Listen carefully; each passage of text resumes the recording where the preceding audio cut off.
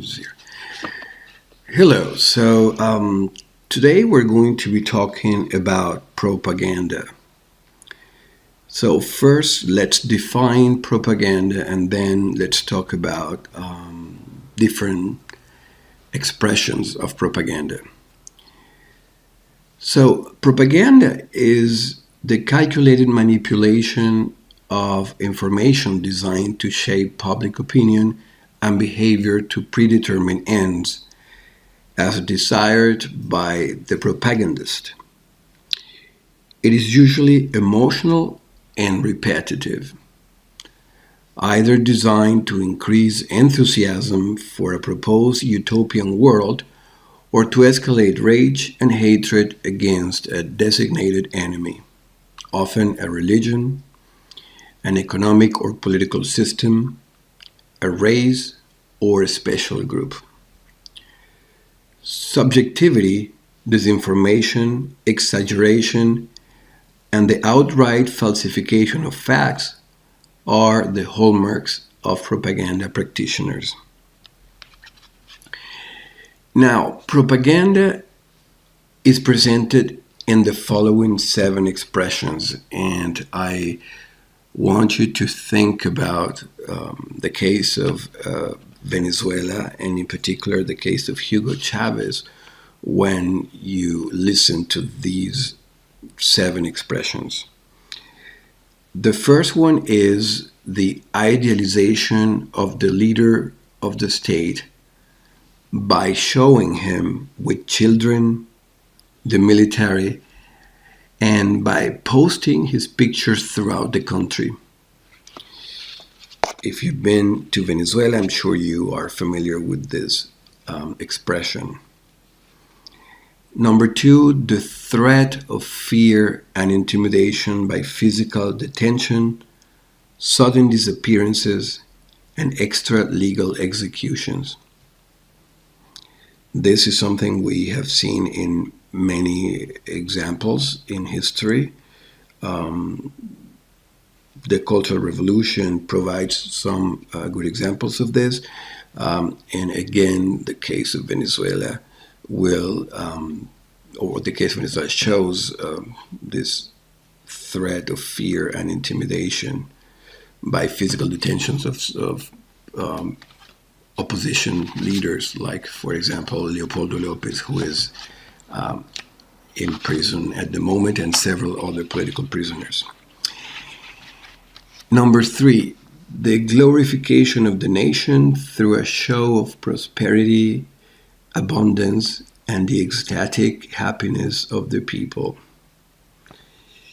This makes us think of Hugo Chávez's Revolución Bonita, the beautiful revolution, and all the propaganda, the symbols that were associated with this statement.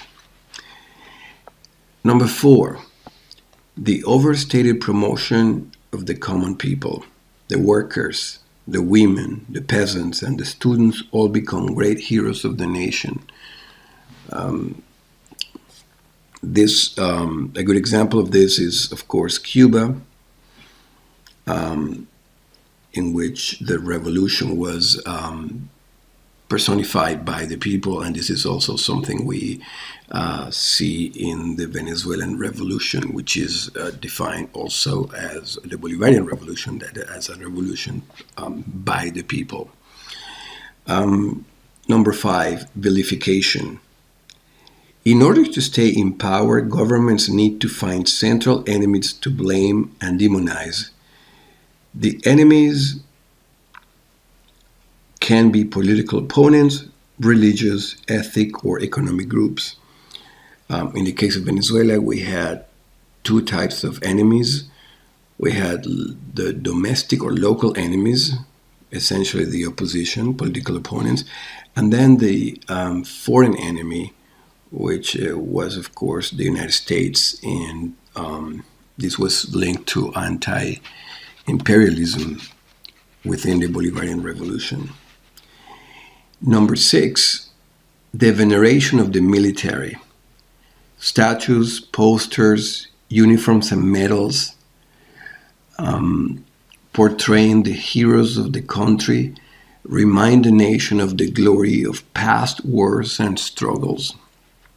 We know that in Venezuela, the Bolivarian Revolution represents itself as the continuation of Simón Bolívar's independence wars. Also, because Hugo Chavez was a military man himself, this is very much present in his political project. And finally, number 7, an interesting expression is something that we can call the post 1989 ridicule, criticism, and commercialization of the past political systems, the leaders, and the ideas that subjugated the people. Anything that that was related to the past in Venezuela, the past political systems was was criticized, was and was framed or presented as almost an aberration. So again, these are the 7 expressions, and you can see how they apply to the Bolivarian Revolution of Venezuela. If you want more information about this, I would encourage you to visit the Museum of International Propaganda in San Rafael. It's open Wednesday to Saturday from noon to 3 p.m. And on Thursdays, it's open in the evenings. Okay, thank you very much, and I will see you soon. Bye.